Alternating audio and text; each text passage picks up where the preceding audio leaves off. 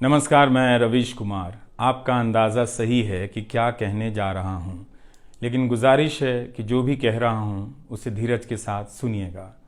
भारत की पत्रकारिता में स्वर्ण युग तो कभी था भी नहीं, लेकिन आज के दौर की तरह भस्म युग भी नहीं था। भस्म युग से मेरा मतलब है जहाँ इस पेशे की हर अच्छी बात तेज़ गति से भस्म की जा रही हो। यह दिन भी आना ही था। इस देश में अलग अलग नाम वाले अनेक चैनल हो गए हैं, मगर सब हैं तो गोदी मीडिया ही।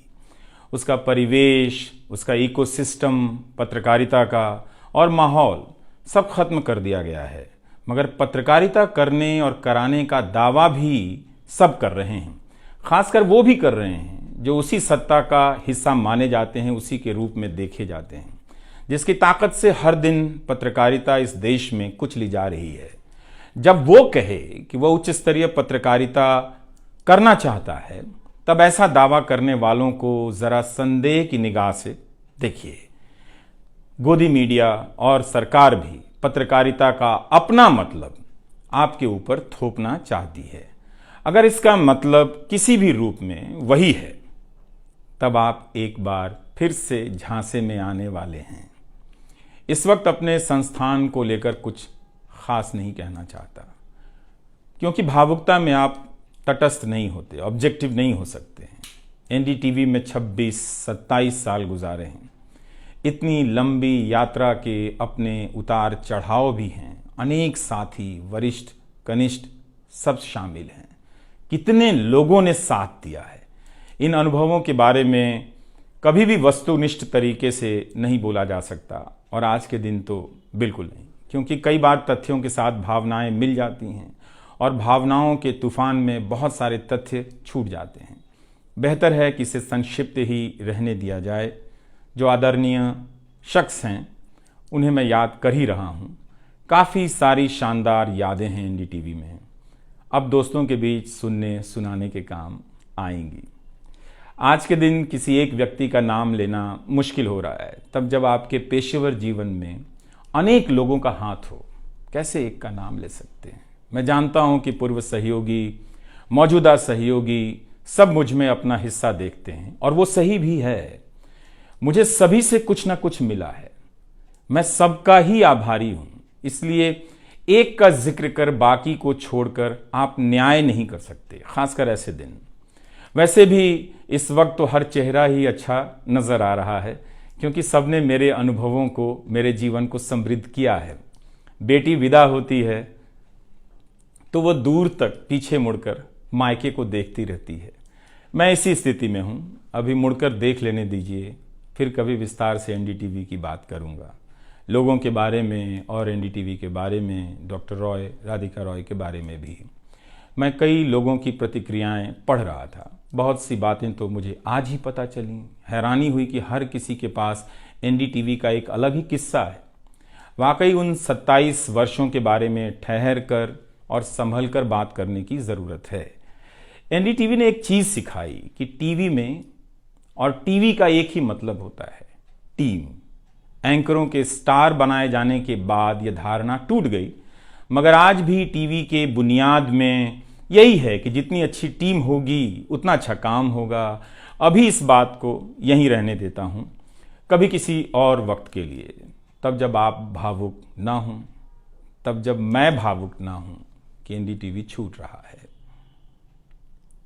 अगस्त 1996 में एनडीटीवी से औपचारिक रूप से जुड़ा था।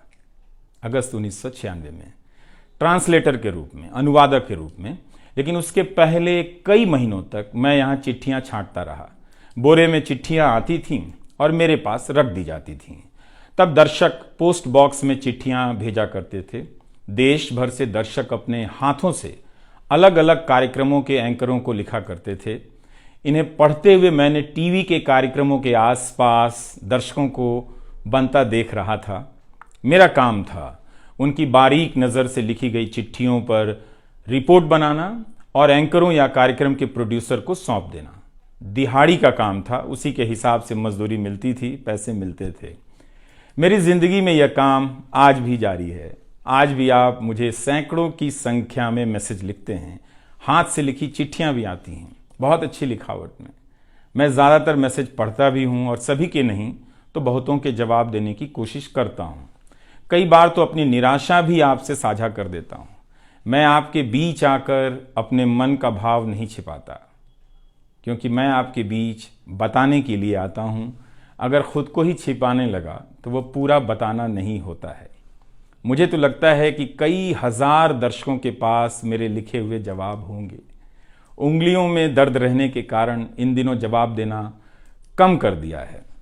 तो एक तरह से जिन चिट्ठियों से एनडीटीवी में मेरी शुरुआत होती है, उनका आना जाना आज भी जारी है, आज तक जारी था।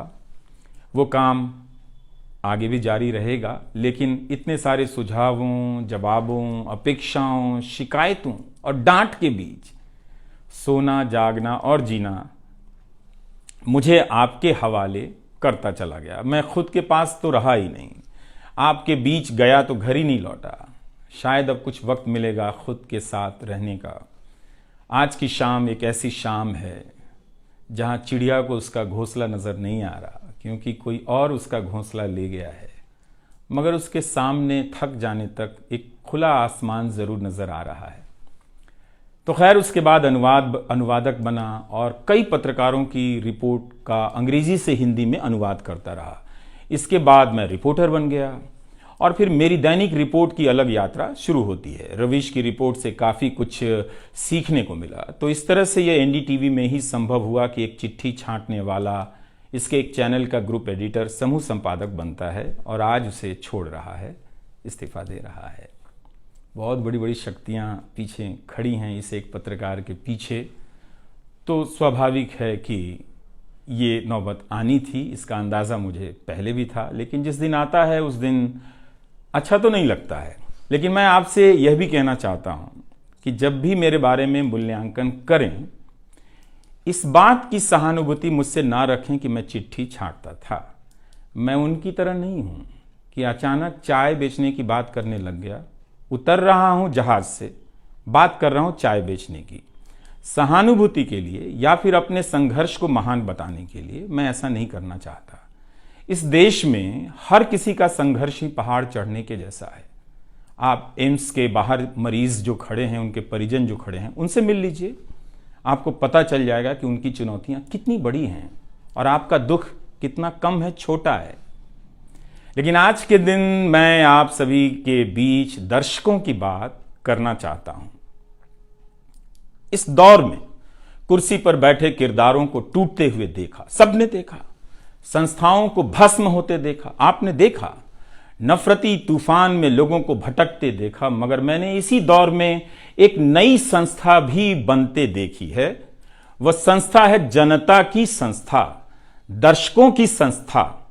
दर्शक ही अपने आप में इंस्टीट्यूशन बन जाते हैं। आप दर्शकों की संख्या भले कम है, मगर आप दर्शकों ने मिलकर जर्जर किए जा रहे इस लोकतंत्र में जनता नाम की संस्था का पौधा सूखने से बचा लिया।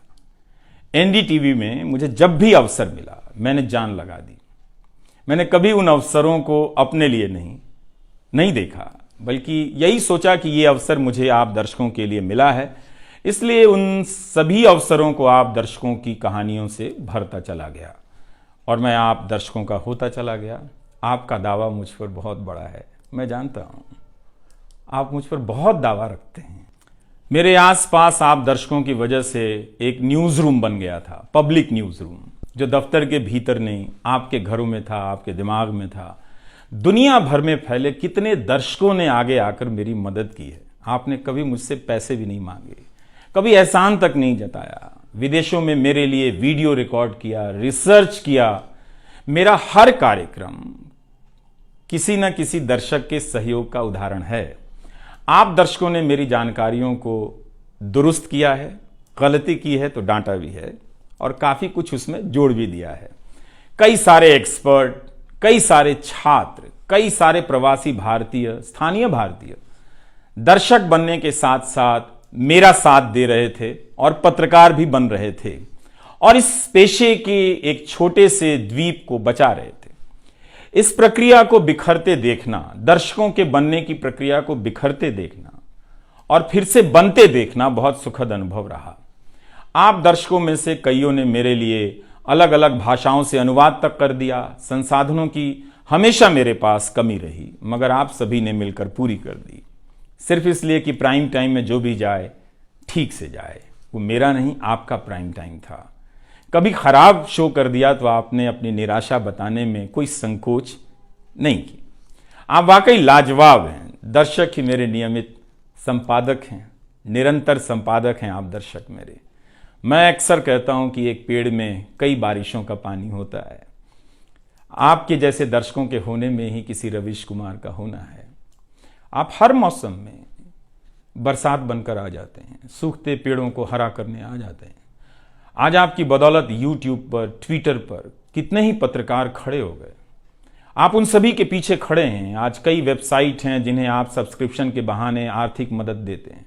जब लोकतंत्र में एक भी संस्था नजर नहीं आ रही थी, अदालतें कमजोर नजर आ रही थी, आ रही हैं, आप दर्शक नजर आ रहे थे। आज के दौर में आप ही पत्रकारिता के सबसे बड़े संस्थान हैं। पत्रकारिता अब संस्थानों में नहीं बची है, आप जैसे दर्शकों के बीच बची हुई है, जिनकी मदद से आज पत्रकार सवाल पूछ रहे हैं। यही आपका इस वक्त में सबसे बड़ा योगदान है।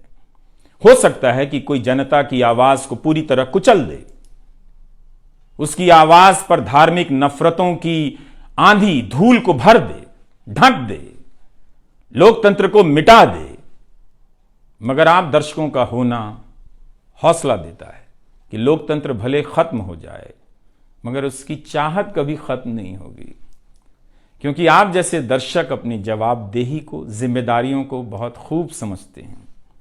इस मुश्किल वक्त में आपने एक पत्रकार पर भरोसा किया, उसे कितना प्यार दिया। कई बुजुर्ग माओं ने मेरे बाल सहला दिए, गाल छू लिए, तो किसी ने मेरे गमले में गुलाब के फूल लगा दिए, किसी ने चने का सत्तू भेज दिया कि मेरी सेहत ना खराब हो, किसी ने शहद भेज दी, किसी ने धूप में खड़े देखा तो सर पर गमछा तान दिया और छाता खोल दिया, किसी ने जेब में कलम रख दी, महंगी कलम। आज के दिन मैं एनडीटीवी से ज्यादा आप दर्शकों को याद करना चाहता हूं। आपके बिना मैं कुछ नहीं कर पाता। मुझे आप दर्शकों पर नाज है। कई बार लगता है कि मैं संस्था का कम, आप दर्शकों का प्रतिनिधि ज्यादा हूं। मुझे काम करने की आजादी मिली संस्था में, निर्बाध आजादी, और उस आजादी को मैंने हमेशा संभाल कर रखा, क्योंकि आपकी तेज नजर मुझ पर थी।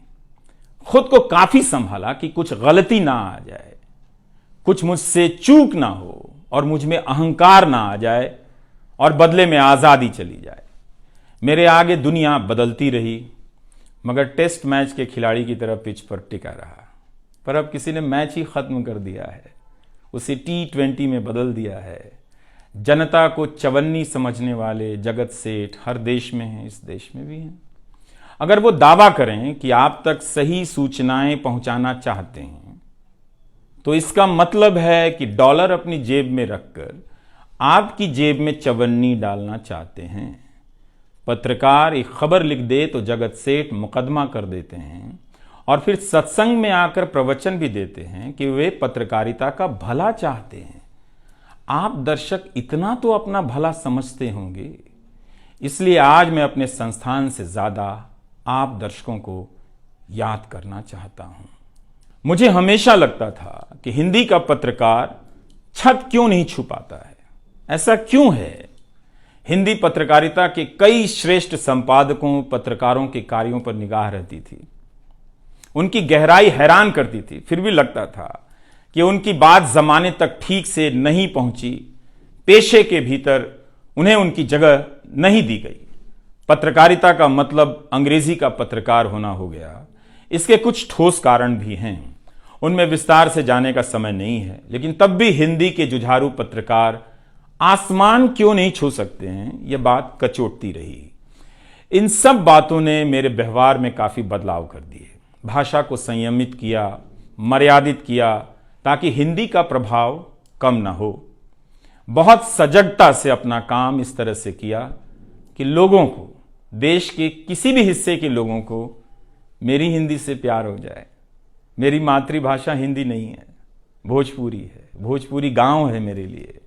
हिंदी मेरे लिए भाषा का वो शहर है, पहला शहर, जहां मैं गांव से शहर आया था, लेकिन मुझे भारत के हर राज्य के दर्शकों से प्यार मिला है। हिंदी प्रदेशों की कुंठित राजनीति ने हिंदी को हथियार बना दिया। इससे हुआ कुछ नहीं, हिंदी को लेकर कुंठाएं ही बढ़ती चली गईं, किसी का भला नहीं हुआ। मैं उन सभी गैर हिंदी भाषी पत्रकारों, सामाजिक कार्यकर्ताओं, विद्वानों का शुक्रिया अदा करना चाहता हूं, जिन्होंने मेरी हिंदी को समृद्ध किया, जिन्होंने मेरे लिखे हुए का अपनी भाषा में अनुवाद किया और अपनी भाषा में लिखी हुई जानकारियों का मेरे लिए अनुवाद कर दिया मुफ्त में।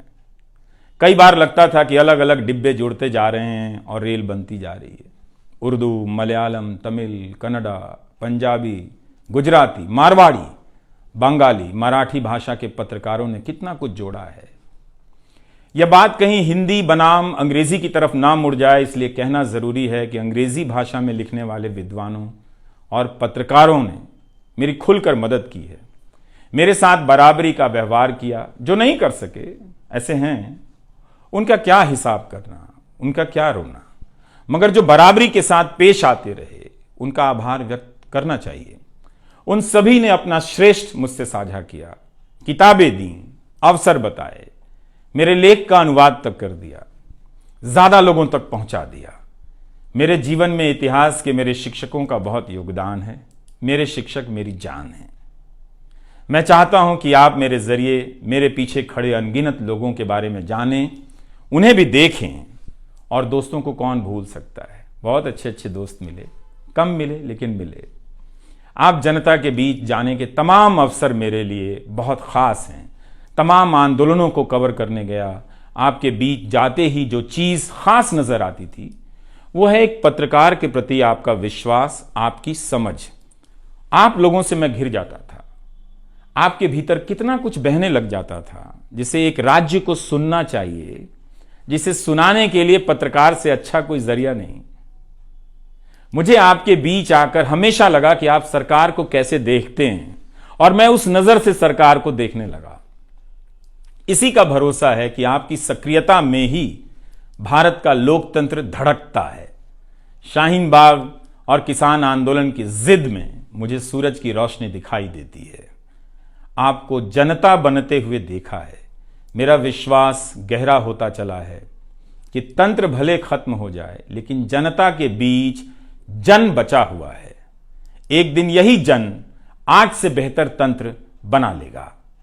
आज कुछ लोगों को यकीन हो गया है कि सारा तंत्र उनके कब्जे में है। अब जन का कोई मोल नहीं। मीडिया को खत्म कर विपक्ष और जनता को खत्म किया जा चुका है। ऐसा सही भी है, मगर यही शाश्वत नहीं है। एक ना एक दिन जब लोग अपनी नफरतों से जर्जर हो जाएंगे, उनकी नफरतें उनके शरीर से दरकने लग जाएंगी, तब उन्हें किसी नई जमीन की तलाश होगी, किसी पत्रकार की याद आएगी। नफरत की गुलामी से बाहर आने का रास्ता आप ही बनाएंगे, आपको ही बनाना है। एनडीटीवी में मैंने लिखना, बोलना सीखा, दिखना सीखा, अच्छे कपड़े पहनना सीखा, टाई पहननी सीखी। बस केवल डांस नहीं आया, क्योंकि काम से वक्त ही नहीं मिला। आप सीख लीजिएगा। आज के दिन मैं अपनी महिला सहयोगियों को खास तौर से याद करना चाहता हूं। काम के प्रति ईमानदारी, टिक कर काम करना और पेशे की नैतिकता की समझ मुझे अपनी महिला सहयोगियों से मिली है, और मैंने उनसे चुरा भी ली है। उनसे मेरी सामाजिक और नैतिक समझ बहुत बेहतर हुई। मेरी इस यात्रा में बहुत सी समझदार औरतें और लड़कियों के अनुभव शामिल हैं। मेरी जीवन साथी का भी, मेरी बेटियों का भी, मेरे सास ससुर ने बहुत साथ दिया ताकि मैं बाहर जाकर रिपोर्ट कर सकूं। मेरी माँ, मेरी भाभी, मेरे परिवार के सदस्यों ने भी ठठेरे की तरह सब ने पीट पीट कर पीतल से बर्तन बना दिया। ये मैं इसलिए भी रेखांकित कर रहा हूँ कि पत्रकारिता के पेशे में मर्द ही नहीं, मर्दवादियों का कब्जा है। उनकी आक्रामकता के बीच कई बार दम घुटता था। इतनी आक्रामकता के बीच आप रचनात्मक हो ही नहीं सकते, संवेदनशीलता आ ही नहीं सकती। इस पेशे में तमाम महिला सहयोगियों ने मुझे मर्दों की आक्रामकता से बचा लिया। अगर आप इस पेशे में आ रहे हैं, विद्यार्थी हैं, तो हमेशा अपनी महिला सहयोगियों के साथ सलीके से पेश आइए, उनकी काबिलियत को स्वीकार कीजिए, तारीफ कीजिए। प्राइम टाइम के वक्त अक्सर कहा करता था, मुझे काम करने दो, 9 तो 9 बजे ही बजते हैं। सुबह उठते ही मेरे दिमाग में रात के 9 बजने लग जाते थे। मैं टाइप करने लग जाता था, रोज़ 5000, 6000, 7000 शब्दों की टाइपिंग। अब शायद 9 ना बजे, प्राइम टाइम ना हो। मुझे पता नहीं था, पता नहीं है कि अब 9 बजे क्या करूँगा। मुझे टीवी से बहुत प्यार है, इस माध्यम से दिल लग गया था, शायद इसी वजह से दिल टूट रहा है। वो लाल माइक याद आता रहेगा, अब वो लाल माइक नहीं होगा। मैं जानता हूं कि आप दर्शकों की आदतों में मैं शामिल हो गया हूं। आप काफ़ी तकलीफ़ में थे कि मेरा क्या होगा, मैं क्या करूंगा, मैं प्राइम टाइम क्यों नहीं कर रहा हूं। मुझे लगा कि चुपचाप किनारे हो जाना चाहिए। धीरे धीरे मेरे नहीं होने की आदत आपको डाल देनी चाहिए। इसलिए कई दिनों से प्राइम टाइम नहीं कर रहा था, ताकि आप मुझे कुछ भूल सकें। मगर आप हैं, मानते ही नहीं। हर रात 9 बजे के बाद मैसेज करने लग जाते हैं कि कहाँ हो, बीमार तो नहीं हो, सब ठीक तो है, एनडीटीवी में क्या चल रहा है, आप अच्छे हैं। तो भारत का मीडिया स्पेस बदल चुका है।